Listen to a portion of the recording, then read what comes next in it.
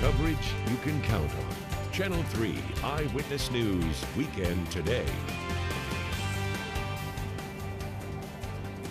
Two people from the Tennessee Valley are making a big difference for people impacted by Hurricane Michael. I'm Tim Pham, live in Alabama. I'll have a report coming up in just a little bit. Someone is breaking into cars in an East Brainerd neighborhood. Hear from one man who believes he caught the thief in the act. And another picture-perfect day is on tap. We'll have an idea or a suggestion rather on how you can spend it. Of course, we've got you covered. Good morning, Tennessee Valley. Thank you for waking up with us here on Eyewitness News Weekend Today. It is Sunday, October 14th. I'm Michelle Herron. Good morning, and I'm forecaster Allison Pryor, and as we start off this morning, there is some light rain out there. Okay. So if you're heading out the door, or maybe you've just peeked out the window, you might have noticed some moisture on the ground or some rain coming down. The heaviest rain right now is in northern Hamilton County, but we continue to see some showers moving into our area from a little bit further to the west. So Middle Tennessee is having some heavier rain now, but it is tracking through our area. I'll continue to see that for the next couple of hours this morning. Then as we head into the afternoon, things will become a little bit more isolated as far as the showers go. Right now though, temperatures are cool out there, 56 in Chattanooga. So we've had these warmer weather. Now it's time to get to that fall weather. You might want to grab that jacket when you head out the door this morning, especially if you're not quite used to those temperatures yet. But as we head into the afternoon, our area in North Georgia, Tennessee, we're really going to be about normal today, which means our temperatures for highs in the mid-70s. So it'll feel nice this afternoon. I'll give you more details on when the rain chances and those showers look like they'll be dwindling today, coming up in about 15 minutes. Okay, thank you so much, Allison. Well, first responders are combing through piles of debris after Hurricane Michael tore through the Florida Panhandle. The storm has claimed the lives of 14 people across the South. Officials say that number could climb as the search for more victims continues. And in southwest Georgia, that area was in the direct path of Hurricane Michael. Many communities are still without power and food supplies are running low. Channel 3's Tim Pham is live in Enterprise, Alabama. Tim, what are volunteers set to do today? Well, Michelle, volunteers are back in Macon, Georgia. That's the command post where all of the volunteers from across the region are meeting. Every morning at 7:30, they gather for a meeting, and at that time, they kind of receive their orders for where are the hardest hit areas. And each day, the different volunteers are checking off communities that they are going to. They're going door to door to survey the damage, but also to provide relief to people in need. So this morning, we're in Enterprise, Alabama, because this was one of the closest places we could find that actually had power and electricity. But volunteers are in Macon, Georgia, obviously, but they are going to be back in Cuthbert, Georgia. That's where we were yesterday, and they made a big difference in just a short amount of time. Pallets of water, self-heating meals, and snacks filled every inch of this truck from Chattanooga, all of it on its way to South Georgia residents. In Cuthbert, which is 60 miles south of Columbus, residents hunkered down for hours as a relentless hurricane passed through their community. It was just terrifying, you know. Just hoping the roof stayed on so we could stay safe. The Jacksons lost power on Wednesday and have little food left for their family of 3. This area has been really hit bad, no electricity, a lot of damage, and they need our help. Red Cross volunteers from Hamilton County joined the Randolph County Sheriff's Office and community volunteers at a drive-through for residents to pick up free water, ice, and chicken. The Jackson family received enough food for a few days. They're overwhelmed with the kindness they've seen all week. The morning after the storm, tons of volunteers were out clearing roads, cutting trees off houses. So it's heartwarming. It's nice to see. The truck that hours earlier was full is now empty, but hearts in this community are full. When a disaster hits, it's always tragic, but there's so much beauty in it. You know, look at these people. They're out here and they're helping their own community. It was an incredible thing to see. I spoke with one of the people who helped organize that event, And Tyson Foods actually donated 42,000 pounds of chicken to that community alone. And that's going to make a really big difference. You know, a lot of people don't have power, they don't have running water, and so a lot of people are just kind of grilling and holding community barbecues. And so that's really going to help get them by for at least the next couple of days before electricity can come back on and stores can get back open and things can return to somewhat normal. Well, today we are headed towards Panama City Beach in the next leg of our journey as we continue to follow local volunteers. Today we'll be bringing you stories from Panama City Beach, and you can join us throughout the day on Facebook, Twitter, and we'll have a live report coming up tonight on Eyewitness News at 6. Live in Enterprise, Alabama, I'm Tim Pham, Channel 3 Eyewitness News.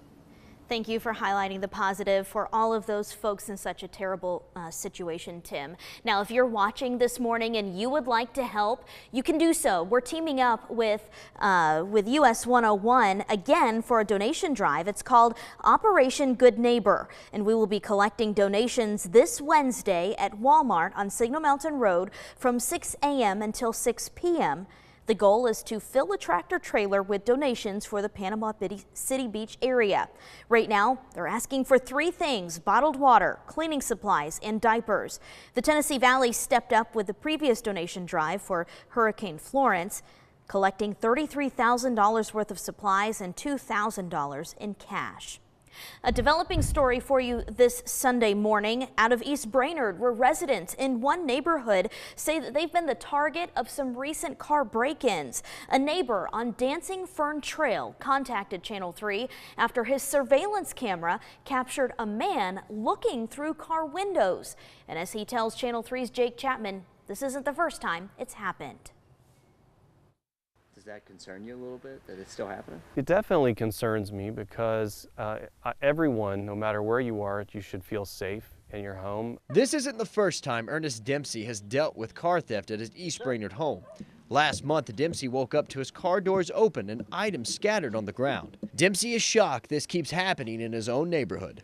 You would think that certain places are sort of off limits or safe, but it goes to show that there aren't really any safe places to hide from that. He has filed a police report with Chattanooga Police and believes this problem could affect everyone. The guy that hit our cars walked over to the neighbors last night because I saw him walk over and he had that intent that he was going to check these cars out. Dempsey has security cameras outside his home. He showed me the surveillance video of someone trying to break into his car.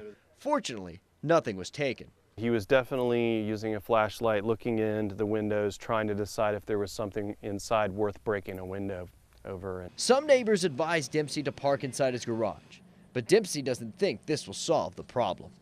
So what happens when everybody parks their cars in the garage? Then all of a sudden they start breaking into homes, and now it becomes a family safety issue. And that was Jake Chapman reporting. Now, Chattanooga police have seen that surveillance video. They hope that it will catch the person responsible. Vernell police need your help this morning finding this woman. They say Claudia Avila Castillo is considered armed and dangerous. Chief Lyle Grant tells us she assaulted a person and stole their white Dodge Challenger yesterday on Cattleman Drive. Now, police have found that car, but they have not found her. If and when they find Avila Castillo, she will be charged with a number of charges, including theft of an automobile and possession of a knife during a crime. If you have any information that can help the Varnell Police Department, give them a call. 3 people, including a toddler, had to be rescued from a crash involving 2 cars in Meigs County.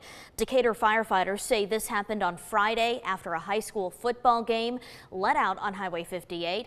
Firefighters say 3 people were trapped inside of their cars, and it took them around 30 minutes to cut everyone out. At least 2 people were taken to the hospital. Their conditions are unclear this morning. In Catoosa County, a man is accused of driving under the influence and crashing into a mobile home.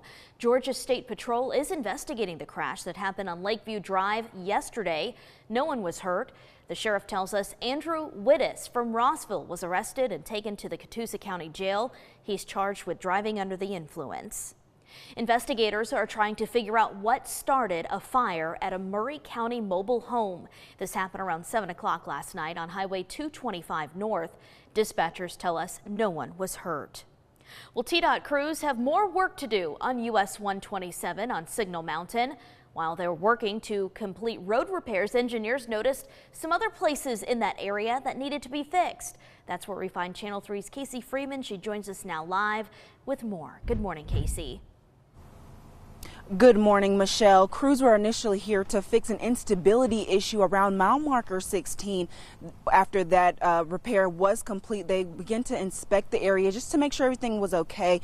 That's when they found the two other repairs just north of mile marker 16. And then so now they're going to continue work on those areas starting Monday. And so they're doing that because the road is already down to one lane here. So while they have the road blocked off, they're just going to move north of where they were working to continue to make road repairs on other instabilities on US 127. So they will continue on Monday, but they're not sure when they're going to make the final completion on the second repair. They're going to take until the first week of December to complete those road works. Then they're probably going to take a break just to see what weather conditions are doing in this area, because if it is chillier, they won't be able to get the road paved in time for everything to set properly. We'll continue to follow that story inside the WRCB app and on air for road repairs here. But for now, live on Signal Mountain, Casey Freeman, Channel 3 Eyewitness News. Thank you, Casey. Time is now 7:11. When we come back on Weekend Today, Medicare premiums are going up. We'll tell you why and how much after the break.